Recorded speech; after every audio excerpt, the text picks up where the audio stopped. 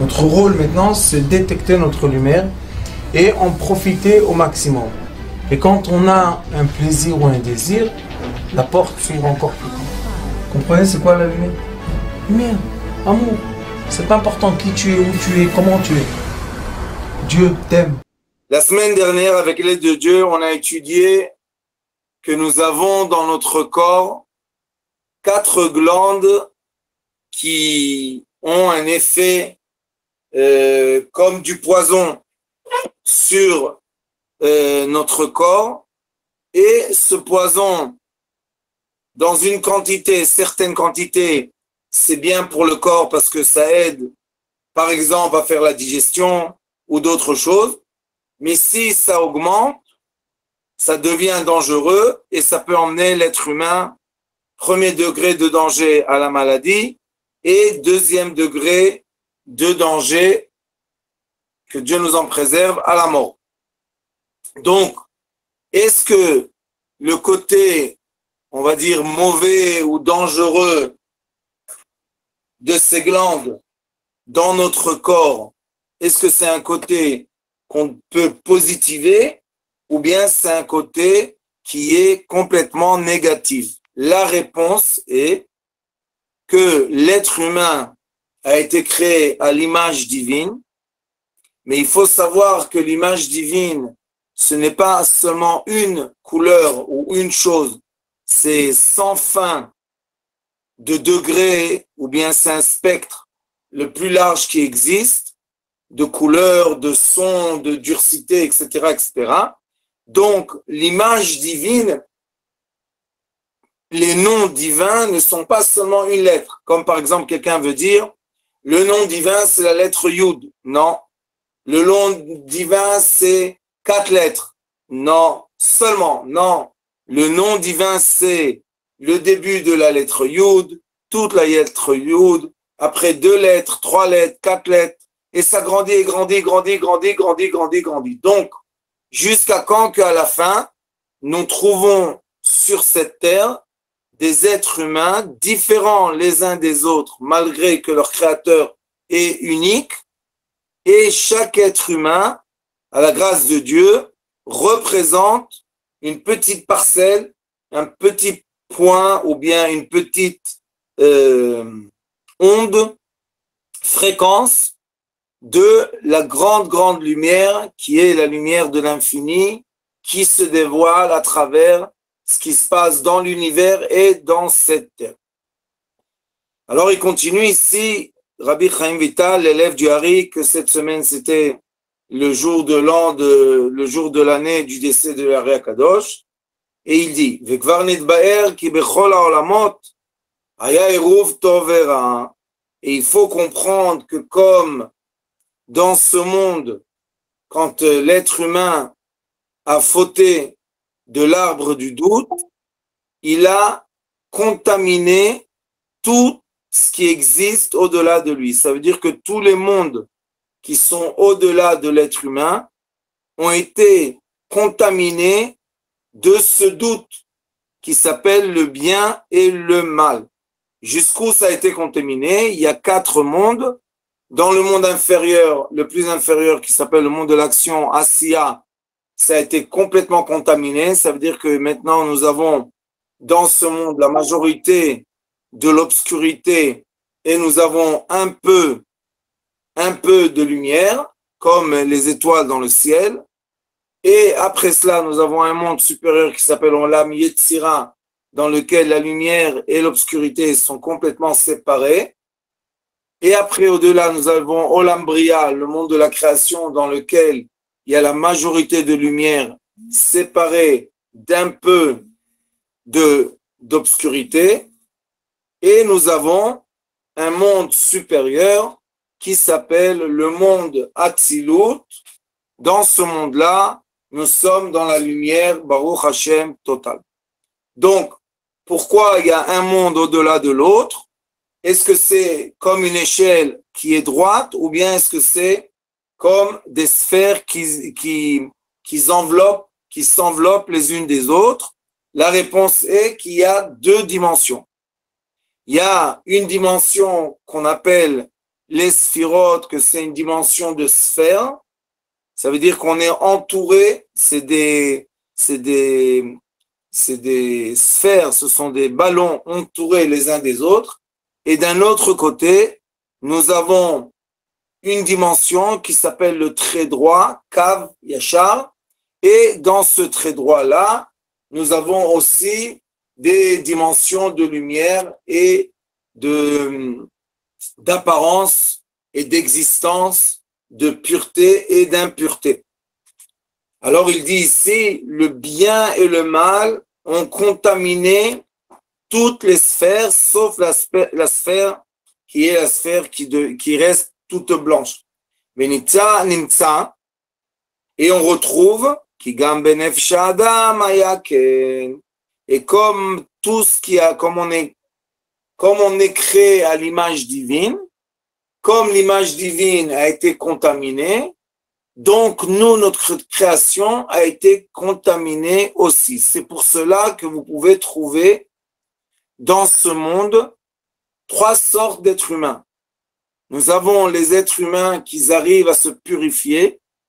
Nous avons les êtres humains qui sont moitié-moitié. Ça veut dire ils ont du mélange. Des fois, ils sont attirés par le bien, des fois attirés par le mal. Et nous avons des êtres humains que malheureusement sont complètement impurs. Ils sont complètement attirés par le mal.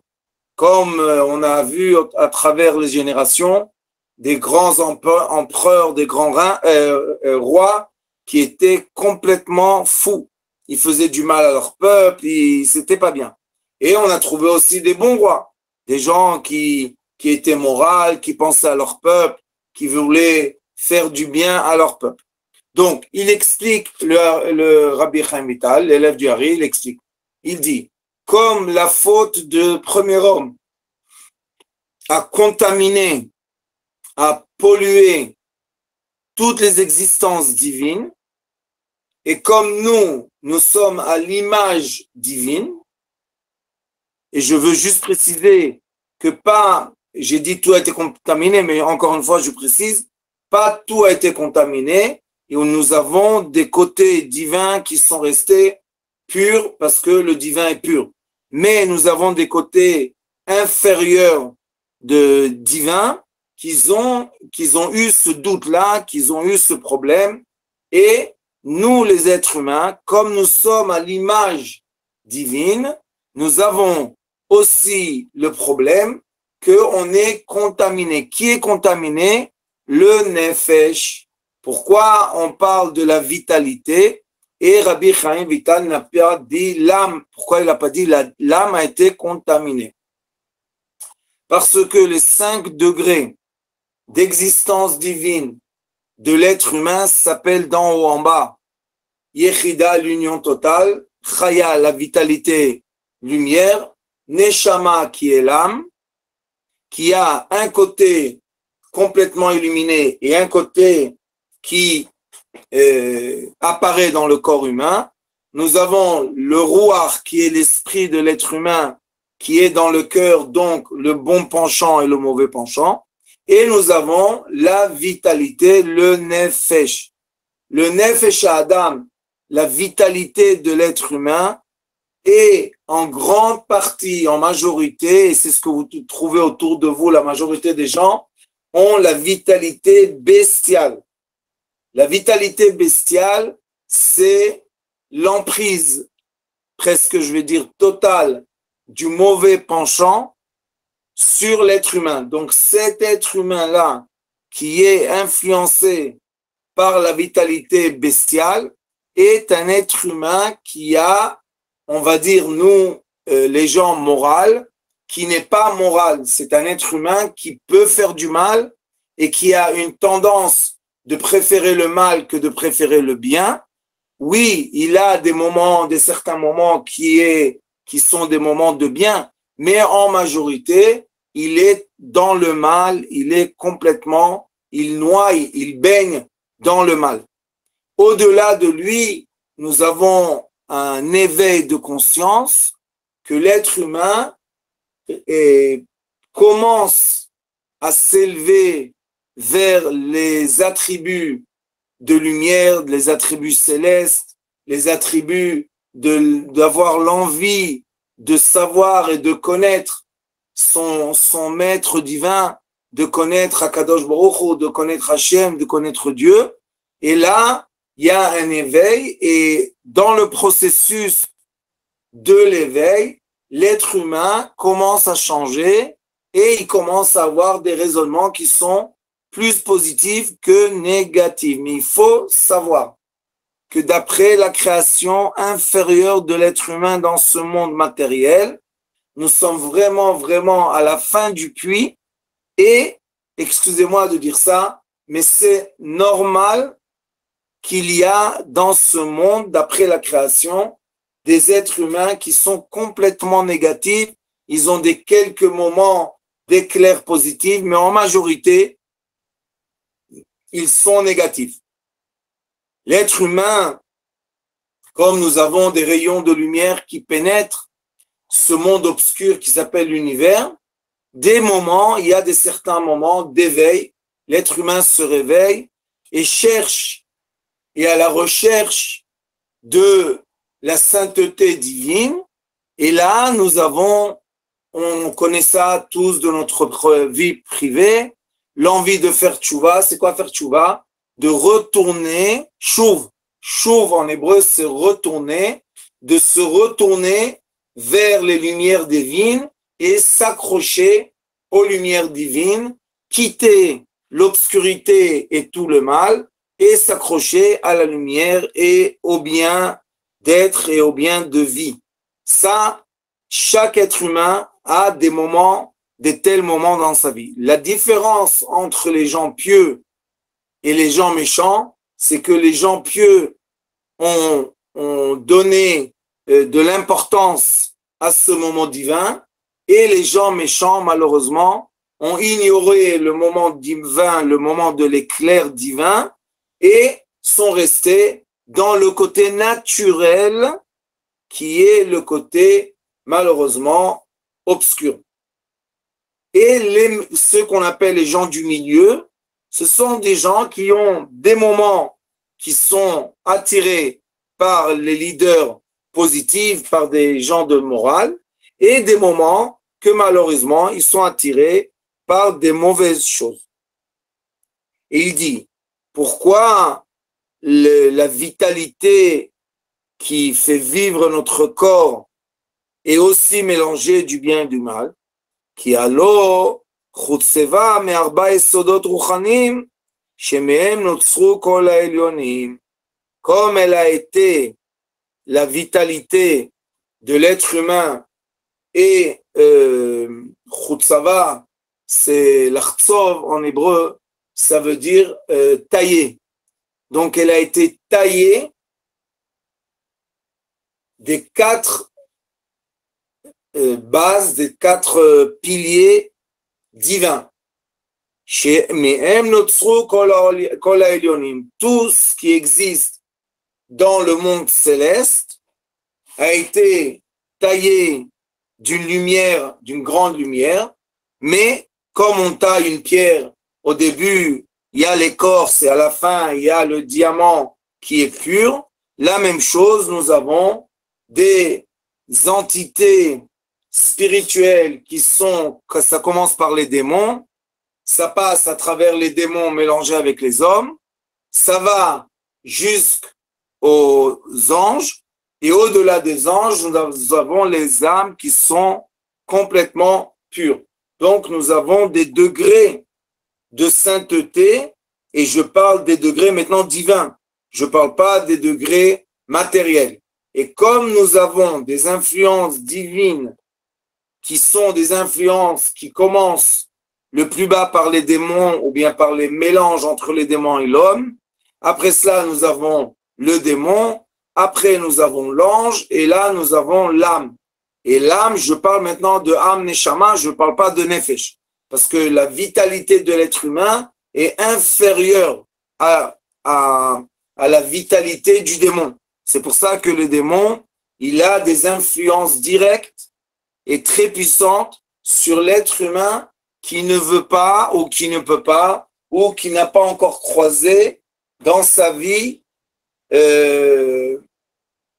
l'information qui va réveiller son être pour se connecter à la lumière divine. Sachez que malheureusement, on passe tous à travers des épreuves dans la vie. Les épreuves sont là pour nous réveiller. Du moment que l'épreuve m'a réveillé, l'épreuve était utile. Mais si l'épreuve ne m'a pas réveillé, l'épreuve était non seulement qu'elle était inutile, mais elle devient l'ennemi de l'être humain. Parce qu'après 120 ans, quand on va montrer à l'être humain le cheminement qu'il a passé, et c'est sûr que quand on quitte ce monde, on n'a plus de mauvais penchants, on n'est plus connecté à l'aspect du démon, donc on regrette qu'on a eu l'occasion d'être très proche du savoir divin et on l'a ignoré. Maintenant, pourquoi on l'a ignoré? Il y a énormément de raisons. Et comme celui qui nous a créé, Akadosh Baruch Hu, Hachem, comme lui, il sait, puisque c'est lui qui nous a créé, il a la miséricorde avec l'être humain. Qu'est-ce qu'il lui donne en échange de son ignorance? Il lui donne la réincarnation. Akadosh Baruch Hu dit à l'être humain, tu es passé à côté du trésor, tu l'as pas trouvé la première fois, je te fais passer la deuxième fois. Je vais te donner des insignes plus forts la deuxième fois. T'as pas été éveillé aux insignes, t'as pas compris les insignes, je te donne la troisième fois. Et c'est comme ça que les êtres humains se réincarnent. Des générations entières, on s'est réincarnés tous ensemble. Et chaque génération, nous avons un dévoilement plus profond et plus proche du diamant, du trésor. Et quand on monte en haut, il nous pose la question, est-ce que tu veux te rapprocher plus du trésor ou bien tu quittes maintenant le chemin du trésor? La majorité des êtres humains vont répondre en haut, je veux m'approcher du trésor. Et sachez que comme dans ce monde, on se rapproche de la volonté d'avoir la conscience divine, d'avoir le révèlement de l'existence divine, comme ça, dans le monde futur, quand on monte en haut, plus on était proche du divin dans ce monde, de la conscience divine, comme ça, dans le monde futur, on sera plus proche de la lumière. Mais dès qu'on commence à se rapprocher de la lumière, est-ce qu'on se contente d'un rapprochement? Non. On veut tous se reraciner, on veut tous se implanter dans le jardin divin. Alors il dit, et tous ces aspects divins découlent des 4 lettres du nom sacré. Et c'est ce qui est écrit dans le prophète Yecheskel. Et le prophète Yecheskel, il a dit, de 4 coins du monde vient l'esprit. Ça veut dire que c'est un esprit qui va venir, qu'on va respirer, qui va atteindre notre être. Mais cet esprit qui va atteindre notre être est composé des 4 coins du monde. C'est pour ça que chaque fois qu'il y a du vent, est-ce que le vent vient seulement d'un côté? Non, le vent arrive, mais il est inclus des 4 côtés, des 4 forces qu'il y a sur Terre, qui sont le froid, le chaud, l'humide et le sec. Vezo anikra nefesh adam me'atzmo mitzad hatov. Donc, quand on va observer l'être humain et on va lui permettre et on va se permettre de regarder le côté divin de l'être humain, comme Orichaim Zatzal me disait, mon Rav, il me disait toujours, pourquoi tu regardes l'être humain? Regarde son âme. Quand on a le mérite, la joie, l'occasion, ou bien je ne sais pas encore comment appeler ça, de regarder l'être humain à travers des lunettes, à travers une vision qui est positive. En effet, on regarde le côté divin. Et il faut savoir, je vous dis un petit secret, si j'ai réussi à observer le côté divin de l'être humain, et je ne regarde plus le côté de son corps et du côté de la mort de l'être humain, en effet, j'ai l'occasion, écoutez bien ce que je vous dis, de voir le reflet de Dieu. Je répète, quand je regarde le côté positif d'un être humain, comme il est écrit ici, le côté positif de l'être humain est le reflet divin, donc j'ai l'autorisation à travers l'être humain de voir des aspects divins très élevés.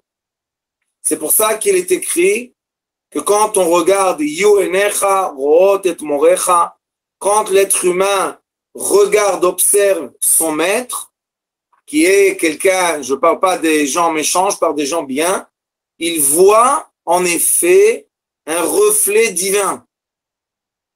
Et le reflet divin qu'il voit, c'est, on peut dire, la partie possible des noms divins. Et on voit ça à travers les êtres humains. C'est vrai qu'on ne doit pas rester à cet aspect-là, il faut aller au-delà de ça. Mais pour se connecter au divin, comme il est écrit dans les livres, l'être humain est obligé d'avoir un maître. Et ce maître-là que l'être humain a, c'est celui qui va lui faire un reflet, le premier reflet, ça va être le premier miroir qui va lui refléter la lumière du soleil.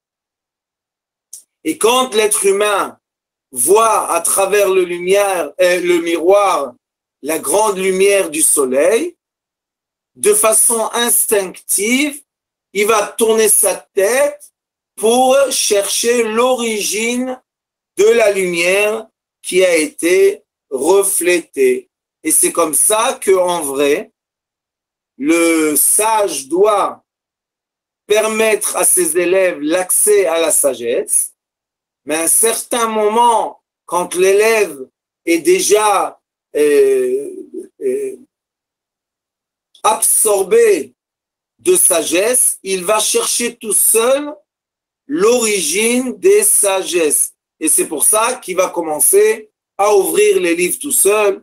Et si son maître lui a enseigné comment étudier, comment lire, eh ben, il va chercher tout seul. Et c'est fort possible qu'un jour, à la grâce de Dieu, l'élève peut être plus grand que son maître. Et dans le Talmud, il est écrit que, en contraire des sagesses normales, la sagesse divine n'a pas de jalousie. Ça veut dire que si le père a la chance d'avoir un fils plus sage que lui, il est content. Et si le maître a la chance d'avoir un élève plus fort que lui, il est content. Pourquoi? Parce qu'il voit qu'il a fait son rôle et vraiment, il était l'échelle pour élever une vitalité bestiale à se connecter à la vitalité d'être, à se connecter à son esprit et après à se connecter à son âme et au-delà, au-delà, au-delà, au-delà. Nous sommes très contents dans notre vie quand on laisse dans ce monde des élèves qui sont capables. C'est très triste de savoir qu'on va quitter ce monde et les élèves vont être perdus. C'est très très triste parce que notre sagesse n'a pas vraiment illuminé une sphère, mais elle était là en condition de notre existence. Et la vraie volonté d'un sage, c'est que ses élèves soient arrosés de lumière, bien que le maître n'a disparu. Et c'est ce qu'on dit, la Hamid Talmidim Arbe, qu'on puisse mettre nos élèves qui soient indépendants et qui soient capables d'être sur leurs propres pieds, sur leur propre base, sur leur propre intelligence et savoir. Et comme ça, même si on a quitté ce monde, la petite bougie de la sagesse ne s'éteint pas. Et ça, c'est la grande joie d'un maître, de voir que ses élèves ont commencé à être indépendants. Donc, arriver à allumer la lumière de la vitalité d'un être, c'est le connecter au bien. C'est ce qu'il écrit ici. Qu'est-ce qu'on a fait en effet avec cette petite lumière? Comme il est écrit, Nishmat Hashem, Ner Hashem Nishmat Chaim, ça veut dire que la lumière de Dieu et la lumière de Dieu et la vitalité et la lumière de l'esprit de l'être.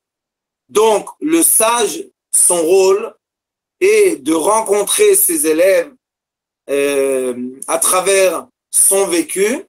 Et le travail le plus important d'un sage, c'est que les élèves allument leur propre lumière intérieure et deviennent eux-mêmes un jour des maîtres et des sages. Sachez que c'est la joie la plus grande que peut avoir un maître. Savoir qu'il quitte ce monde et il ne quitte pas ce monde avec des orphelins, mais il quitte ce monde avec des gens connectés à la lumière divine. Et Baruch Hashem, ces gens-là vont devenir eux-mêmes des maîtres qui vont à leur tour allumer des petites bougies et comme ça, ainsi de suite, pendant toute l'existence de ce monde jusqu'à quand qu'on va avoir le révèlement de la grande lumière à la fin du 6e millénaire ou bien avant, on espère tous, on aura des gens qui seront capables, comme des étoiles, à illuminer ce monde. Et ça s'appelle la vitalité de l'être humain du côté positif. Il faut savoir que quand on étudie la structure de l'âme et on est dans la vitalité bestiale, ce qu'on étudie, c'est que dans la vitalité bestiale, nous avons deux forces qui sont deux polarités, qui sont deux sens opposés, qui influencent l'être humain. Une force, ça s'appelle le désir. On essaye, on veut, comment on dit ça?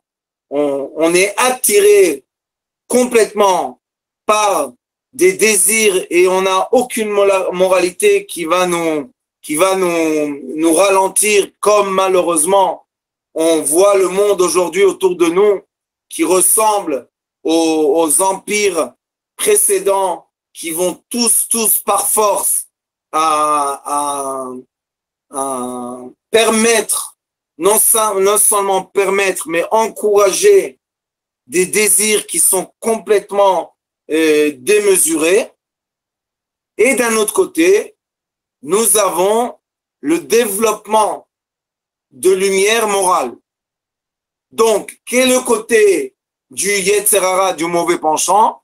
Il faut savoir que le mauvais penchant naturel de l'être humain, et on en a un tous, c'est la volonté d'acquérir nos désirs, même si c'est pas moral.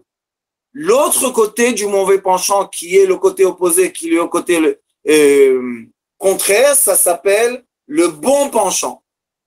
Et le bon penchant, c'est la moralité. Oui, je veux une montre très chère, mais je vais pas la voler. Je veux acheter à ma femme un diamant, je vais pas voler un diamant. Je vais travailler, je vais payer, je vais lui emmener un diamant. Il y en a qui emmènent à leur femme des bijoux qui sont volés. Est-ce que la femme, elle sait, est-ce qu'elle a reçu un bijou volé ou pas? Pas toujours. La majorité du temps, elle ne sait pas. Et il y a des façons comme ça, malheureusement, qu'il y a des femmes ou des hommes qui sont complètement absorbés, ils sont complètement pollués par des envies. Et ces gens-là, malheureusement, à tout prix, ils sont prêts de recevoir des bonnes choses, je ne sais pas si c'est bonnes choses, mais ils sont prêts à recevoir de la matière, malgré que cette matière est volée ou cette matière a été prise par un meurtre ou par d'autres choses. Il faut savoir que c'est naturel.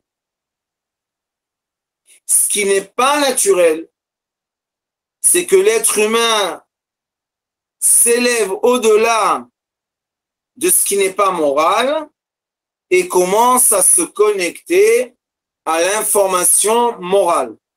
Et après que l'être humain s'est connecté à l'information morale, maintenant, à la grâce de Dieu, nous avons un être qui va s'élever, il va élever le côté positif et le côté positif va s'accrocher au côté divin.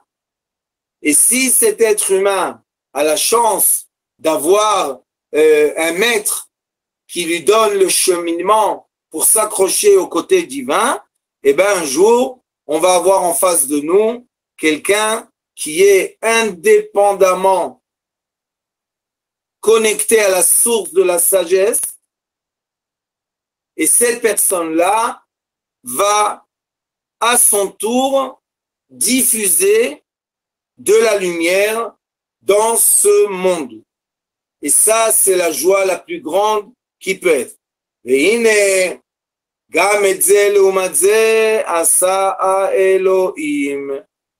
nous avons maintenant une phrase qui dit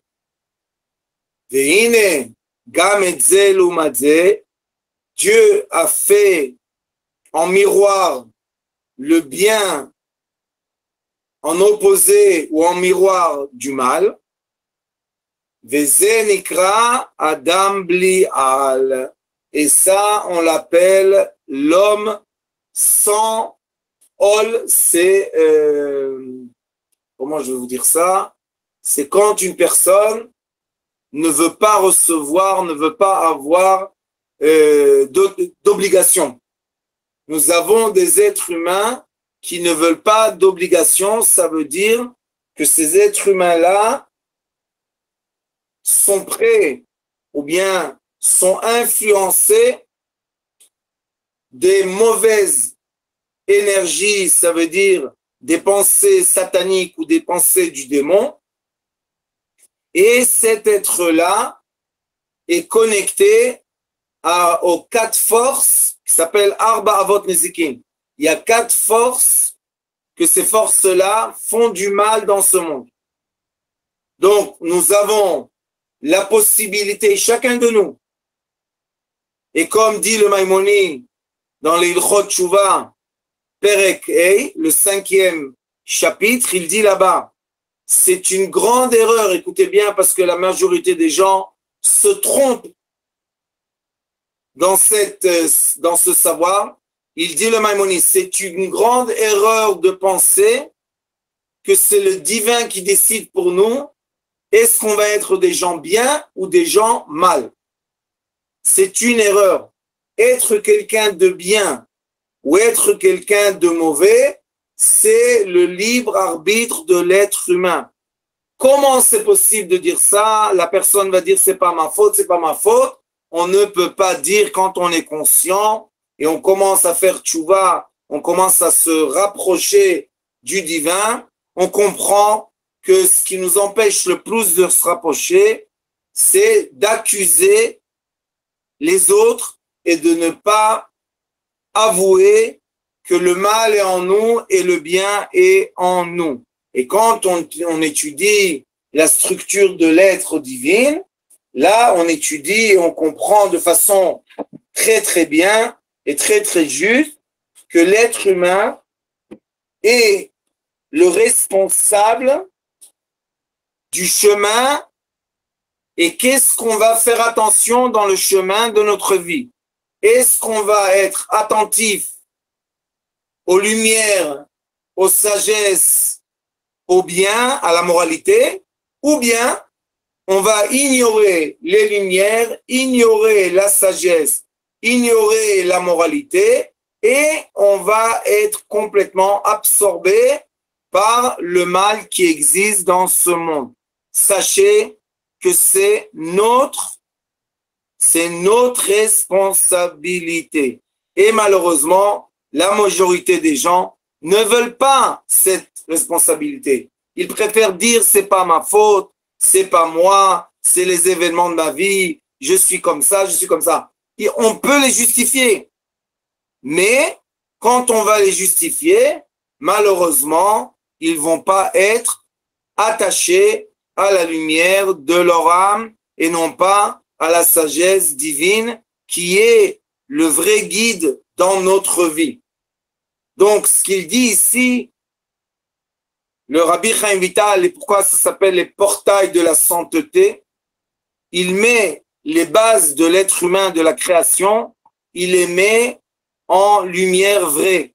Ça veut dire qu'il va nous illuminer notre être, malgré qu'il y a des gens qu'à ce moment-là, déjà, on est seulement dans la première partie, ils quittent le bateau, qui navigue vers une terre de lumière. Pourquoi ils quittent le bateau? Parce qu'ils disent, on m'accuse. Vous allez parler avec des gens, des fois, vous allez voir, ils se sentent accusés par ce savoir. Mais c'est pas du tout ce qu'il faut. Le raisonnement doit être, je prends responsabilité et je comprends et j'accepte et j'intègre que comme je sais que dans ce monde, il y a des lois polaires, le haut, le bas, à droite, à gauche, avant, en arrière, nous avons aussi des lois polaires spirituelles, malgré que je préfère ignorer ce savoir, parce que dès que j'intègre le savoir, ça m'oblige. Et la majorité des gens, philosophiquement, vont parler de choses très élevées, mais dans leur vie du quotidien, ne vont pas appliquer la moralité spirituelle. Et là, on commence à voir la différence entre les pieux et les gens méchants. Les gens qui sont dans la moyenne, qui c'est la majorité du troupeau, sont des fois dans des moments qu'ils acceptent la moralité divine, et des fois, ils sont dans des moments qu'ils ignorent ce qu'ils voient. Ils ne veulent pas voir. J'ai vu dernièrement un reportage sur le livre Mein Kampf de Hitler. Et ce livre-là, depuis que Hitler a été mort, il a été vendu à des millions d'exemplaires par an. Il a été traduit en énormément de langues et de plus en plus de gens lisent et étudient ce livre, qui est, on peut dire, la Bible satanique. C'est un livre qui parle de détermination qui n'est pas morale d'être humain. Alors pourquoi les êtres humains étudient ce livre? On devait interdire ce livre. Et la deuxième question, c'est qui profite de l'argent de ce livre? Mais ça, c'est des questions que je ne veux pas rentrer dedans. Mais ce qui est sûr, c'est qu'on voit qu'il y a des gens, encore aujourd'hui, 75 ans après la Deuxième Guerre mondiale, que les archives sont ouvertes et on voit les vidéos affreuses, comment 50 millions de gens ont été détruits par cette guerre qui s'appelle la Deuxième Guerre mondiale. Et il y a encore des gens qui utilisent la croix gammée et qui disent « nous sommes des hitlériens ». Et vous savez que dans ce reportage, comme maintenant ils ont ouvert les archives, il y a une chose affreuse qu'on voit, c'est que les Allemands, le peuple allemand a dit on ne savait pas ce qui se passait. On ne savait pas ce qui se passait. Alors vous savez qu'est-ce qu'ils ont fait? Ils les ont pris dans les camps de concentration. Ils prenaient les gens de Berlin, de Munich, et ils les prenaient avec des cars et ils les emmenaient voir. Et on voit des films que des gens bien habillés, européens, etc., passent dans les camps de concentration, voient les horreurs, comme si qu'ils voient un musée. Personne ne pleure. Personne n'est choqué. Qu'est-ce qui se passe dans la vitalité, dans le nefesh, quand on voit des horreurs et on n'est pas affecté? Qu'est-ce qui s'est passé à l'intérieur de nous? On s'est endurci. Moralement, on s'est endurci. Spirituellement, on est endurci. De façon logique, on est endurci. Ça veut dire qu'on a augmenté la force de l'écorce pour que ces choses qu'on voit n'atteignent pas le fruit, n'atteignent pas notre âme. Parce que si notre âme aurait été atteinte, on aurait pleuré, on aurait sangloté de voir, par exemple, je parle du peuple allemand à la Deuxième Guerre mondiale, on a voté, on a élu le Satan, et c'est notre force qui lui a donné ça, parce qu'on a payé les impôts qui ont payé ça. Donc on voit que l'être humain a une capacité d'ignorance qu'il ne veut pas admettre, reconnaître le côté qui n'est pas bien en lui. Sachez que c'est normal et naturel. Je vais vous donner l'exemple pour nous. On est 75 ans après. Sachez que presque la majorité des films que vous avez vus, il y a eu un meurtre, il y a eu un viol, il y a des éléments qui sont complètement contraires à la moralité. Et malgré ça, on revoit un film et on revoit un film et on revoit des films et on revoit des films. Dans les informations, la majorité des choses qui nous montrent pour nous choquer avant, mais aujourd'hui plus pour nous choquer, ils nous montrent ce qui n'est pas moral dans l'être humain. Et on continue à revoir et re-entendre et revoir et re-entendre. Qu'est-ce qui se passe?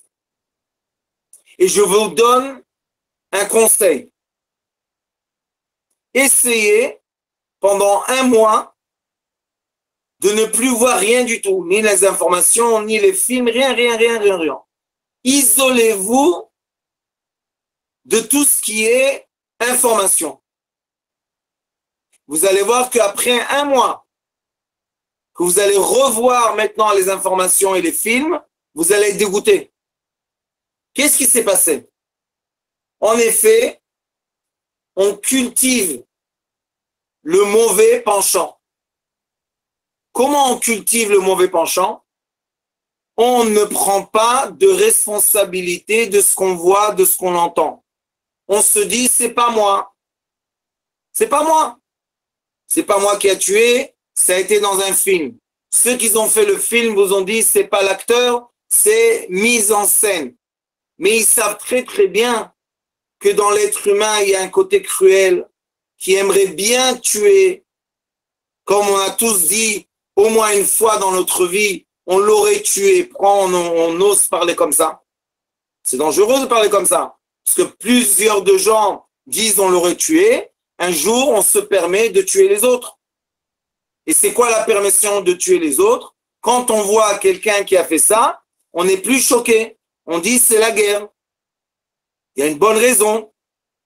Mais en vrai, est-ce que c'est une bonne raison de tuer des civils, des innocents des deux côtés de la guerre, ou bien de tuer un soldat qui ne sait même pas pourquoi il se bat, quelle est la raison pour laquelle il va être tué? Donc vous voyez que le problème, par exemple, du sang, de vouloir faire du mal, et la moralité sont, comme il a dit tout à l'heure, il y a un mélange. Il y a un mélange tellement fort aujourd'hui par la télécommunication qu'aujourd'hui, ça fait des années, des dizaines d'années que les gens marchent dans la rue, voient quelqu'un être agressé et n'agit plus. ils n'agissent plus. Ils sortent leur téléphone aujourd'hui et il y a énormément de témoignages et ils filment.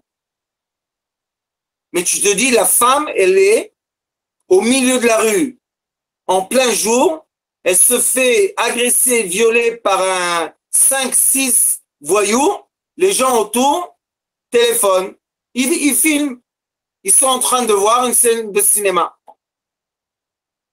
Et la petite qui est violée, qu'est-ce qu'elle veut à ce moment? Elle aimerait qu'on réveille notre côté moral et qu'on aille la sauver, même si ça coûte de se battre. Mais les gens comme la télécommunication n'arrêtent pas de nous montrer dans les tribunaux que les gens qui ont sauvé les autres sont condamnés à la prison. Donc les gens ont peur pour eux-mêmes. C'est un certain degré moral. Mais pourquoi vous êtes là-bas en train de filmer? Parce qu'un côté de vous est attiré par cette violence. Mais cette violence, c'est un côté bestial. C'est un côté satanique. Donc comment on n'agit pas? Et bien sûr qu'il y a des émissions qui parlent du régressement de la moralité sociale et comment est-ce possible. Mais si par hasard, par malheur, un chat est tombé dans les égouts,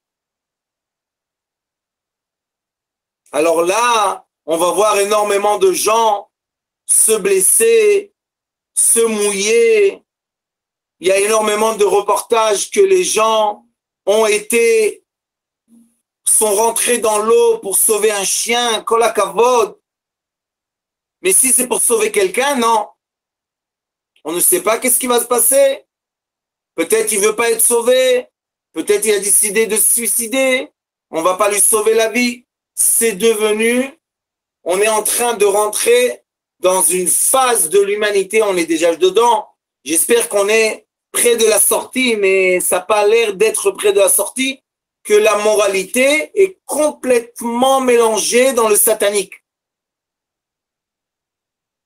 Et la preuve est que la démocratie permet les partis hitlériens en Europe et en Amérique d'être des partis politiques qui sont le libre arbitre des gens. Si des gens veulent voter au parti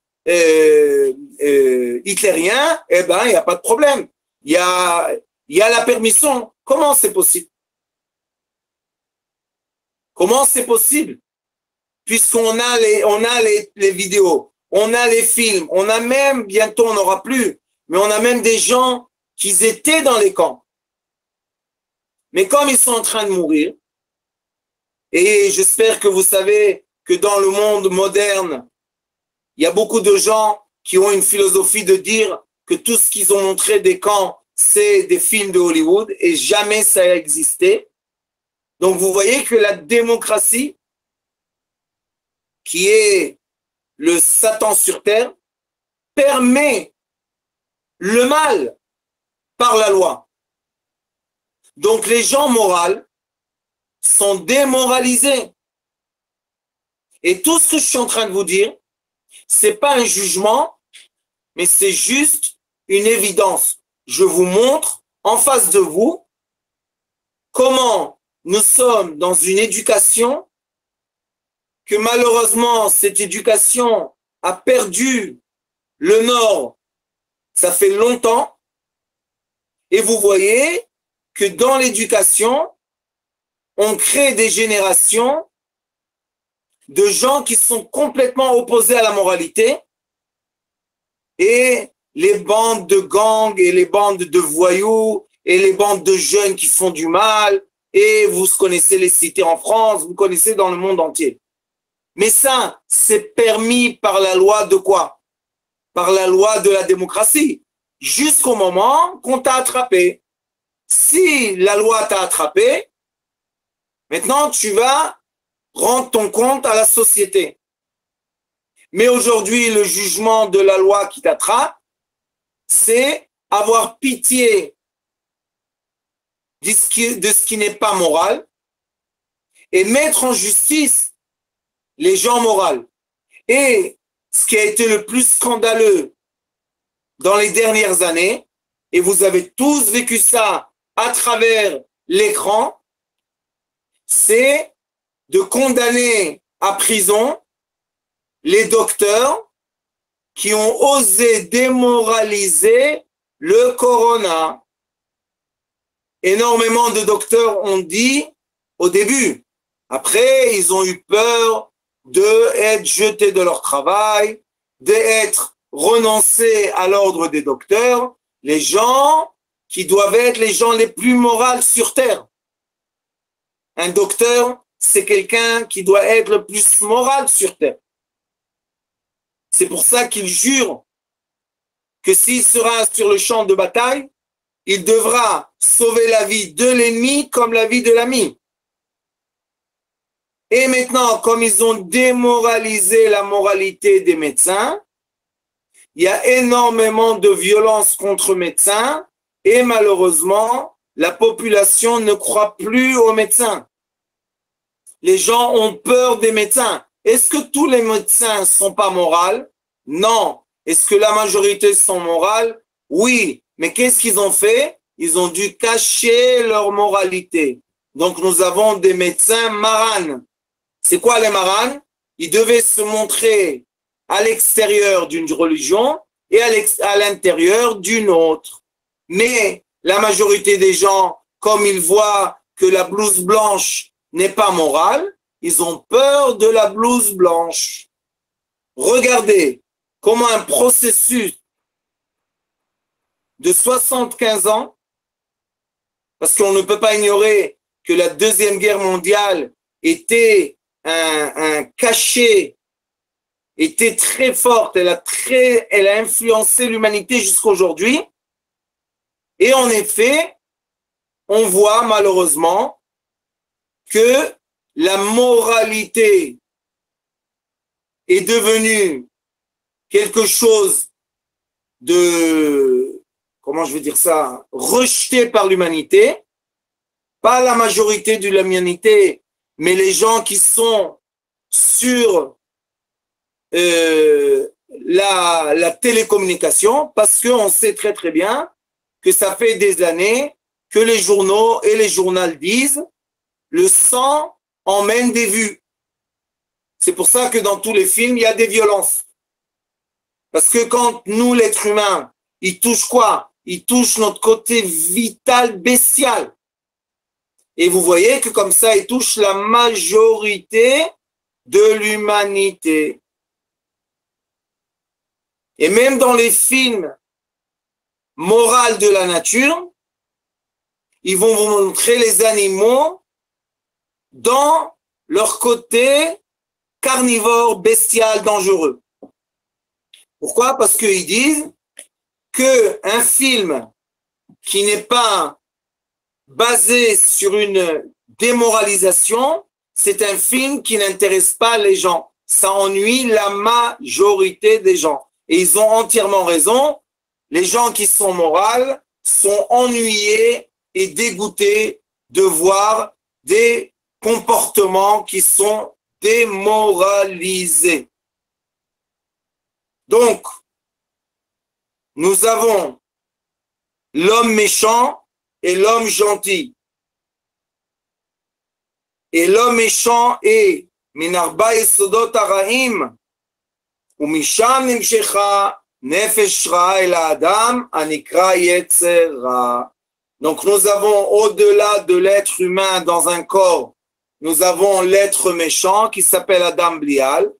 Et de cet être méchant qui représente tout ce qui est satanique, mauvais penchant, etc., nous avons un découlement spirituel dans le corps, dans l'enveloppe du corps, et en effet, notre corps humain enveloppe en premier le mauvais penchant jusqu'à l'âge de 13 ans chez les hommes, 12 ans chez la femme, ou bien dans l'âge de la prise de conscience de chacun de nous.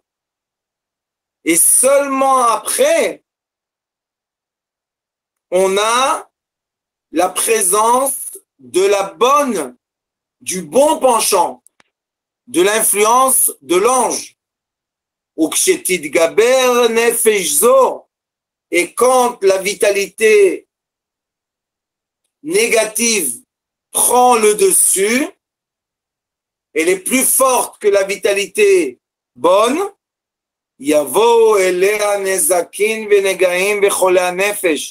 l'être humain va commencer à avoir des problèmes et des maladies spirituelles. C'est pour ça que même dans la loi, on dit qu'il y a des gens qui ont fait des choses cruelles et on dit ils n'étaient pas dans un état d'esprit éveillé. Ils étaient fous. Et le fou, au lieu de le condamner à mort ou le mettre en prison, on l'envoie dans l'hôtel de fous. Là-bas, on va lui donner des cachets, on va avoir pitié de lui. C'est un fou, le pauvre. Il a assassiné 30 personnes. Oh, le pauvre, il était complètement fou. Ça, c'est la nouvelle génération de la justice qui est la justice de la démocratie que Dieu nous en préserve. Et si cette énergie satanique va être beaucoup, beaucoup plus forte, qu'est-ce qui va se passer? L'être humain va arriver à tuer ou se tuer. Donc, on va avoir vraiment le meurtre, qui est la klipa Retsicha, ça s'appelle, qui est la klipa, une des écorces les plus dangereuses que l'être humain a. Je m'excuse d'avoir passé par ce passage, mais on doit tout savoir.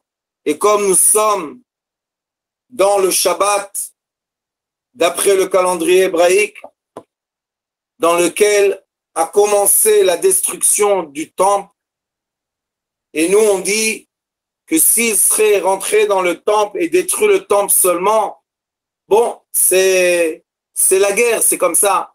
Mais pourquoi ils ont dû tuer, violer, brûler un peuple entier? Pourquoi 24 millions de Kohanim ont été égorgés? Pourquoi les enfants à Jérusalem ont été violés, brûlés aux yeux de leurs parents? Pourquoi cette cruauté? Ok, tu as conquéri un temple, tout va bien, il y a la guerre, tu as gagné, tout va bien. Mais pourquoi la cruauté? Parce que l'être humain, et surtout les soldats qui sont à la guerre, ils ont, pour tuer, tu es obligé de renforcer en toi le mauvais penchant. Tu es obligé d'être cruel. Et quand tu es cruel, il n'y a pas de limite. Que Dieu nous exauce nos prières quand on prie ce jour-là, qui renverse les polarités. Et comme on a vu la démoralité de l'être humain, Tisha B'Av, on a vu que l'être humain peut descendre tellement bas. Alors on sait et on prie et on croit que l'être humain, comme il était bas, il peut être haut. Donc on prie que les polarités se renversent et que l'être humain trouve le côté positif, le côté blanc, le côté sage qu'il a en lui et que l'humanité retrouve le chemin droit. Amen et Amen.